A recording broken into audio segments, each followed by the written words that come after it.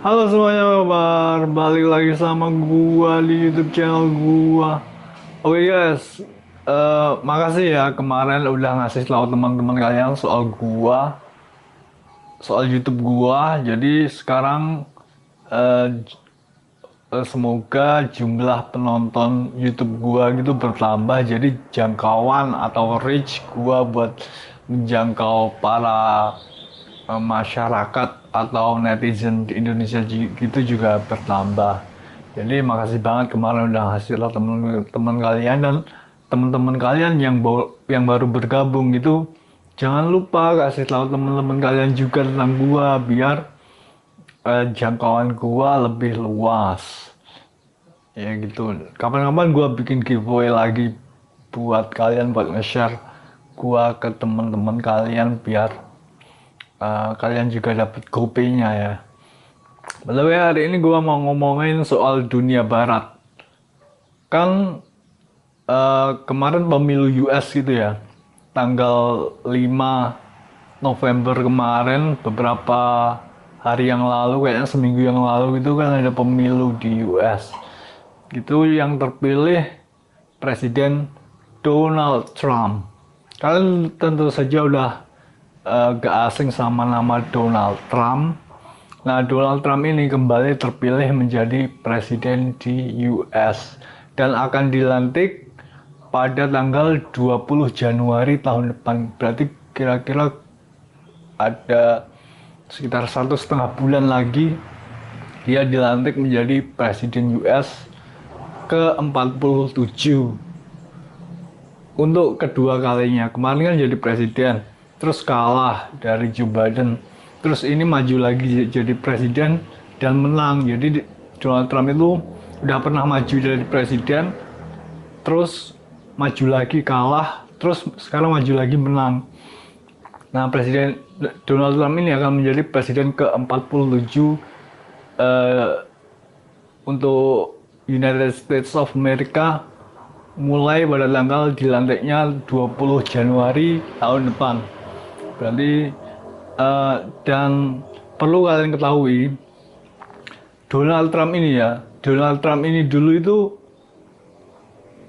sempat atau pernah adalah orang yang ngirim eh, para mercenary gitu, pasukan yang dibayar gitu buat menculik gua. Jadi gua kan mulai dikenal itu tahun 2014 ya. Nah, tahun 2014 itu pasukannya Donald Trump yang dikirim dari daratan Cina. Jadi Donald Trump itu ngirim pasukan buat nyulik gua, semacam pasukan bayaran, bukan pasukan tentara Cina ya, tapi pasukan orang-orang suruhan, orang-orang bayaran gitu. Yang disuruh Donald Trump dari Cina buat menculik gua. Nah, 2014 gitu gua mulai dikenal dan 2014 gitu pasukannya Donald Trump itu mau menculik gua. Tapi kagak bisa. Nah, semua orang kan kagak bisa ngomong, kagak bisa menyentuh gua ya. Nah, termasuk para orang-orang suruhannya Donald Trump itu juga kagak bisa nyentuh gua. Jadi sejak 2014 gitu kita dan seluruh dunia itu emang gak ngapa-ngapain, jadi emang stuck di sini nungguin gua. Jadi eh, sejak 2014 gitu pasukannya Donald Trump itu sudah ngincer gua, tapi karena gak bisa nyentuh gua jadi ya diem aja di tempat sampai akhirnya mereka kehabisan duit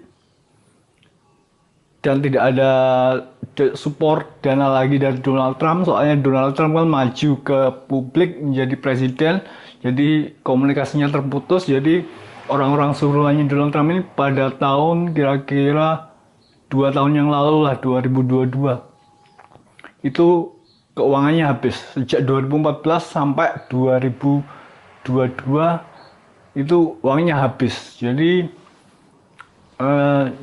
waktu muncul 2014 gitu, mereka itu nggak bisa dilacak guys. Jadi teknologi orang-orang suruhan Donald Trump dari Cina itu canggih, nggak bisa dilacak. Tapi karena mereka itu kehabisan duit, pada tahun 2022, 2 tahun yang lalu, itu jadi bisa dilacak. Jadi akhirnya mereka bisa ditangkap. Nah sekarang ini jadi Donald Trump itu adalah dulu itu nyuruh orang buat menculik gua. Tujuannya buat apa?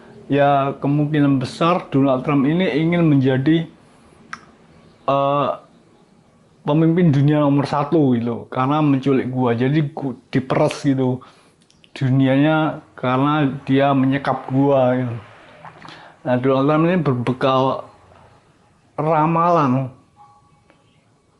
ramalan ya tentang SP Satria Piningit gitu, atau ramalan apa gitu, gue juga agak tahu pasti ya. Donald Trump gak pernah ngomong ya dari jalur mana dia tahu tentang gua, tapi yang jelas Donald Trump itu berbekal ramalan ngirim orang dari Cina buat nangkep gue. Dan orang-orang dari Cina itu teknologinya canggih-canggih guys, kagak bisa dilacak,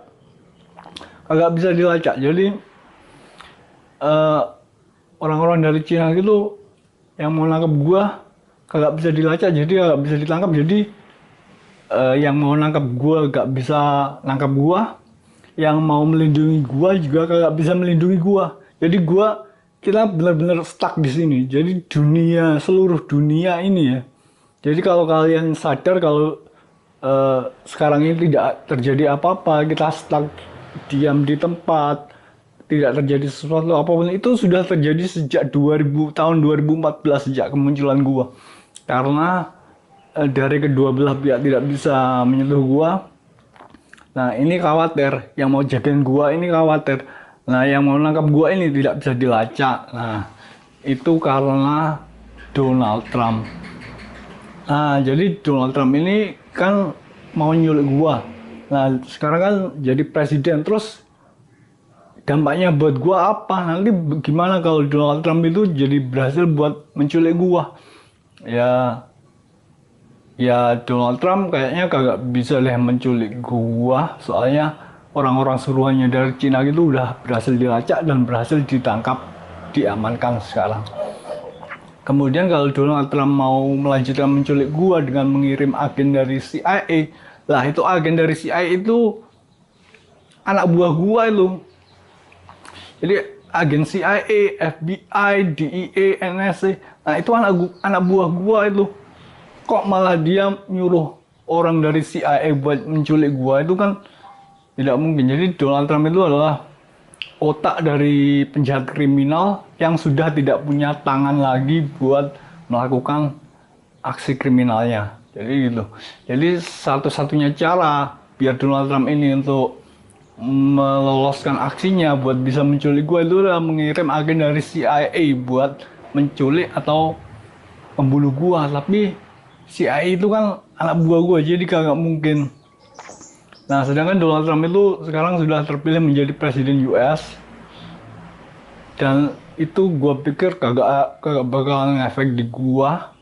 Semuanya akan tetap berjalan secara seharusnya karena gua punya banyak temen di CIA, FBI, DEA, NSA, sama di senator USA gitu, Justice Department.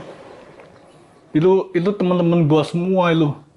Jadi Donald Trump itu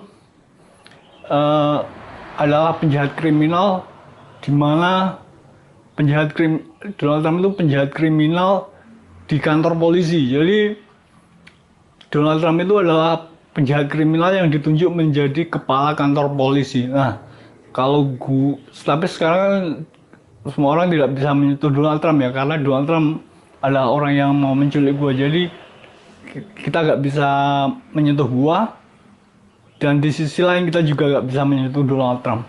Tapi nanti kalau gua keluar, Donald Trump ini juga bisa disentuh. Jadi dia udah ada di kantor polisi, jadi tinggal tangkap saja. Nah gitu.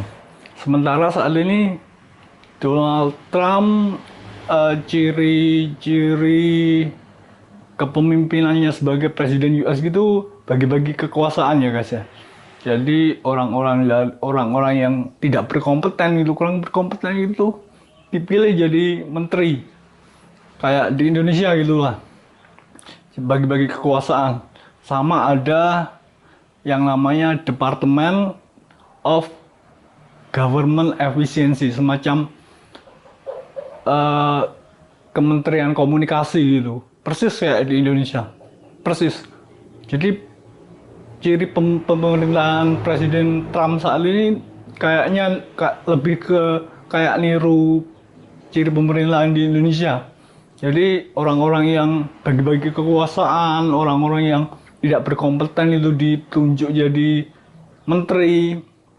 Kemudian juga ada Department of Government Efficiency, itu semacam Kementerian Komunikasi itu di Indonesia. Nah itu ciri pemerintahan Donald Trump itu kayak niru-niru ciri pemerintahan di Indonesia yang sekarang ini, yang Presiden Prabowo Gibran itu.